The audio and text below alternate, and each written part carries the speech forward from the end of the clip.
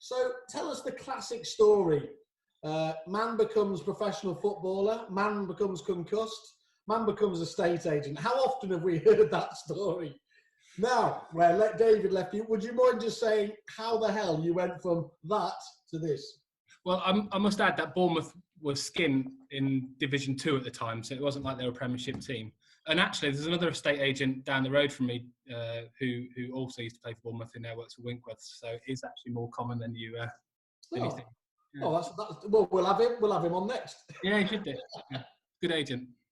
Good. So, but I take it that was why you were in Bournemouth, though, just because of the football link, yeah? No, we moved down when I was about 13 from Manchester, not too far away from David. I went to school in Moss Side, which is not the safest of neighbourhoods. So my parents were looking to move, well, actually abroad to Spain, but sort of bottled it halfway and got to school. Got to the Riviera. Yeah, and I was playing for Oldham at the time, so I then signed for Bournemouth as a youth player. Cool. Okay. And so, talk us through again, as David said, what was your route into agency? So I had 2 job offers. One was at a bigger sort of semi-corporate agency paying peanuts, which was sales. And the other one was lettings, but with a much higher basic. So obviously I went for the money, as most agents do. And I really liked it. I mean, I was working in a call centre before, and I just sort of had this epiphany where I thought, I don't want to be 40 years old with a headset on, just selling insurance. So I'd always liked property and all the location, grand designs, all that type of stuff. And also getting to speak with people face to face is much better than just over the telephone. So yeah. And after 6 months of setting up, working for a letting agency, I got headhunted by another agency to set up a letting agency from scratch, which I did.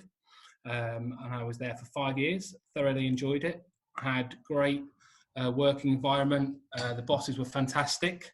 But then after 5 years, a couple of things happened, and I just thought, sod it, I'll have a bash at doing it myself. I think you alluded to it there. It was that 10-point plan. Obviously, having a look at your website, you talk about the Leader Fox sales system. Is it? Is that where you? Yeah. You want to talk us through that? What that? Asad's probably a better place to talk about it than I am, since we had a big, shamelessly borrowed. But no, it's just our sales system, and it's been adapted with the help of other great agents like Asad and speaking to obviously Perry Power and a few others. But it is a strategy that we've used with great success over the last few years. I mean, we're consistently the best for achieved asking prices in the area, and I think that is because we do have a process that works, and it's just refining that so that clients know exactly what it is that we do and know that it's different. So give us a clue. I mean, obviously don't give away the secret sauce entirely, but there's a 10-point plan, that you communicate to vendors and potential vendors? So we've got our own digital brochure. It's 10 steps. The idea is that we communicate that with clients and let them know and signpost, look, when you instruct us to sell your house, this is what's going to happen. Step 1, and walk them through. And each point is pretty vital in the process to enable a successful sale at the outcome. I've noticed that on your website, you've got some, most agents' websites, the testimonials, to be honest, most of the people have probably passed away because they've been on there that long. You do keep those really up to date and relevant. And I love you have real laser focus in terms of honing into some of the key numbers and, a real statistical view on things like percentage of obviously a price achieved, time on the market, stats there, drawing particular attention when you've been given a remit by the client, if it has to be a quick sale, well, how, not in generality, but exactly what you've delivered. Does that approach work well for you then in terms of transparent? Yeah, I think it does, because I don't think a lot of agencies do it. And I think that's where clients want to know what's going to happen. And every sale's different, every client's expectations are different, every client's circumstances are different. But if you can say, look, when you use us, this is what you can expect. On average, we achieve this. On average, our sale takes this much. On average, it takes us this many days to exchange contracts. On average, 9 out of 10 sales go through first time. If we can set up that, then again, I just think it's one, being super transparent. And I'd love it if the industry just published everything like that. And it just makes it really obvious, because for some people, the highest price not be the number one driver, and that's completely fine. But at least they can choose which metric that's important to the client. So I've been reading that book, Creating a Competitive Advantage. I think it's Jamie Smith, but great book, and it's really good, and it makes you have that laser focus about, right, if a client asks why us, how are we going to answer that? What are the 3 or 4 things that we do that are truly and quantifiably different, and that we can use to say to clients, this is the reason that you should use us, because integrity, honesty, or good service, it's just bollocks, isn't it? Ryan, why do you think that, I mean, you're obviously a minority in terms of the agents that come forward with those stats. Why do you think so many agents haven't been as transparent as you are? I don't know if they track them. I mean, I'll be honest, the first sort of 2 years of business, I didn't track them. It's only when you start hanging around with, different people and better quality agents that it sort of rubs off on you, and you start to think, I always used to think KPIs was some corporate bollocks, and I thought I sort of resisted it at every opportunity. But now I'm like, it's a really good way of measuring our own success, but also our client metrics as well. If we can say to our client, when you sell with us, your days, you're not going to be in the market for months and months and months, or we're going to achieve what we say we're going to achieve, or 9 out of 10 are going through. That's a really nice thing to be able to say, and it's a real nice thing for the client to know what they can expect from us, because I just don't think they know what to expect. I genuinely think that when someone thinks they put the house in the market, most of them think that it's just going to sell, and they don't realise about how much, how many days on the market it's going to be. And so it's about educating them to understand. Pennies are like black magic, aren't they, to the public still, really? Yeah. Well, I think we've got a trust issue in the industry, perhaps, and whether that's right or not, who knows? But I just think the more transparent we can be as an industry, and we don't have to be number one. We're not number one on every stat we use, like days on market. We're not always number one, but we'll still show it.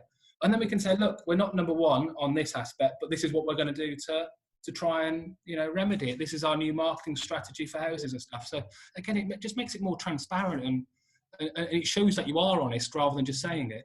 But I notice you take that open approach all the way through, even through to the calls to action. Is it called advisory meeting rather than appraisal? Or Book an advice meeting. Yeah, again, that was borrowed.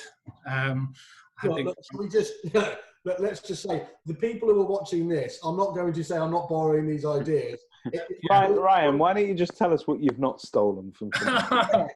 Should we just cut it? I don't think there won't be much to talk about. But I think that's the great thing, isn't it? Is that, Tom, if you surround yourself by good agents, then you get good ideas, don't you? So that's one thing that I think is one of my strengths. Is that I think for me, that's part of the answer to the question. I think that because there's this sort of paranoia amongst agents of people sort of copying their model or their processes, the ones that thrive seem to have kind of cast off all that paranoia, and they don't mind people sharing their ideas. And I generally don't mind. I think if we can create an environment where the customer experience gets better and the quality of agency gets better, the clients will respect us more and pay us more. I mean, you only have to look at Australia. If we can drive the standard of agency up, people will recognise what we do and they'll pay more for it. So I just think this sort of close-knit sort of keep everyone else away, not talking, not communicating, not helping one another. I just think it's massively counterproductive, to be honest with you. You say that yours has crept downwards ever so slightly. Is that sort of in reaction to competitors' fees, or did you just find the public resistance above that?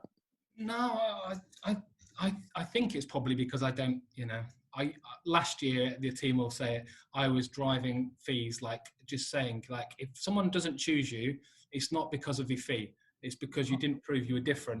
And I was banging the drum all the time with everyone. And I'd always try and get, the fee myself that I think we deserve. And if I didn't get it, it was because I know my pitch wasn't good enough. And I think there's, if your pitch is poor, then that's why you drop your fees. If your pitch is good and you've got a differential and a genuine reason for clients to use you, the fee doesn't really matter. So to be honest with you, I probably just lost focus in terms of drumming that, beating that drum again with the team. But yeah, that's something that we'll definitely pick up post lockdown, where we look at that again. In fact, we might even go down fixed fee route. I've been looking at like having 3 options: essential plus, and premium, and then let the clients choose which bits they want, and just having a fixed fee structure. I'm going to sound it out with some clients and see what they think, but I think that might be. Do you think the fixed fee structure is always? I've got some competitors that have always done fixed fees, and for us, I think if the client goes to bed at night and they worry about whether or not you fought for that extra 10,000 or that extra 5,000 for them, if you've got a fixed fee structure, then they know, well, David earns the same regardless of how hard he tries. I always thought that sort of percentage commission-based structure sort of gives you that.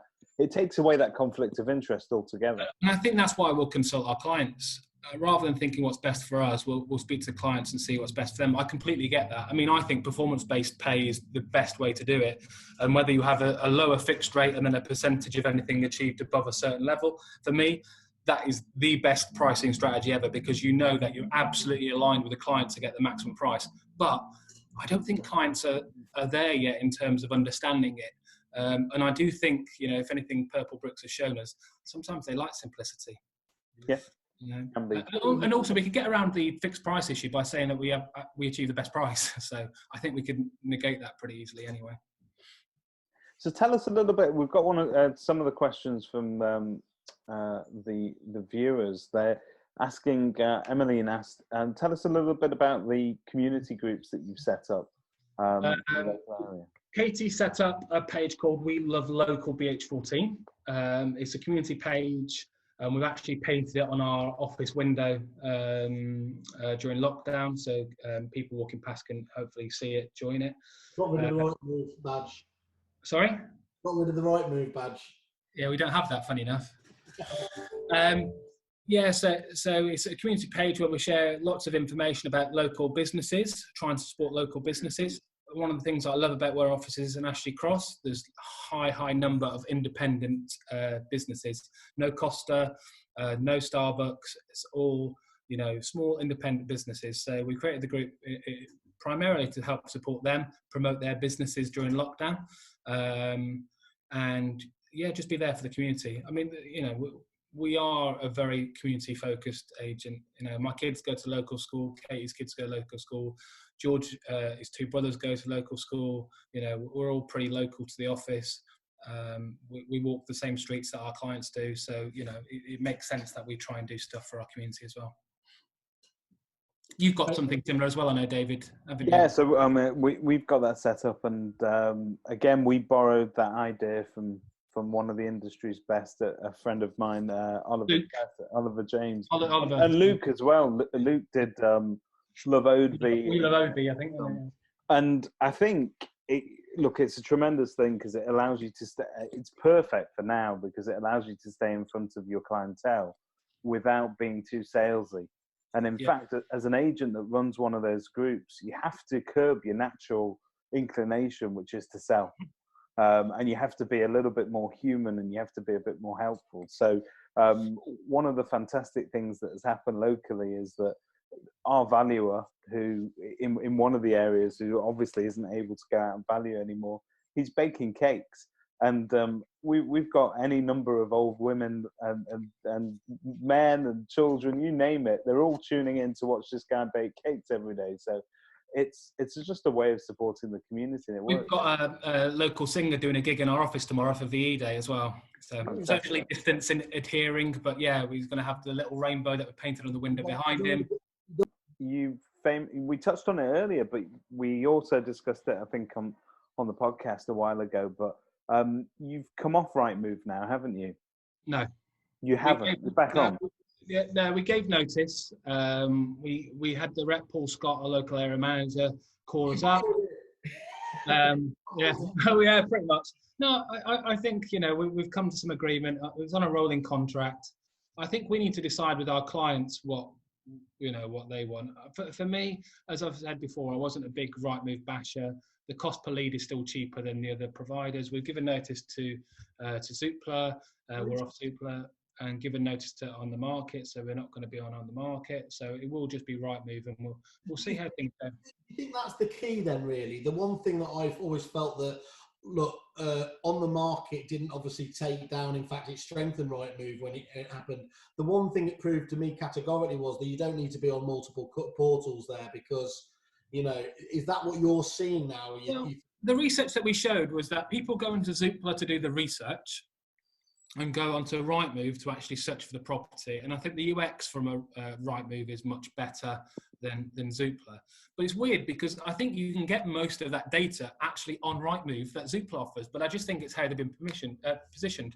You know, Zoopla with the smart campaign, smart, and all the utility bills and all that sort of stuff. And Rightmove's been find you're happy. So it's just, I think actually people, there's a big crossover for the people that use them. And for me, Rightmove has consistently delivered the best ROI. I know a lot of people won't like to hear that and want to see Rightmove fall, but the cost per lead is. Do you tightly manage that? Do you tightly measure it and manage it? Yeah, I think you have to measure all you know, and the great thing about it is you can actually measure it, and it depends on how you want to measure it, whether it's cost per lead, cost per offer, cost per sale. You can do all that. You know, you can't really do it with paper advertising and everything else like we, you know, when we first started.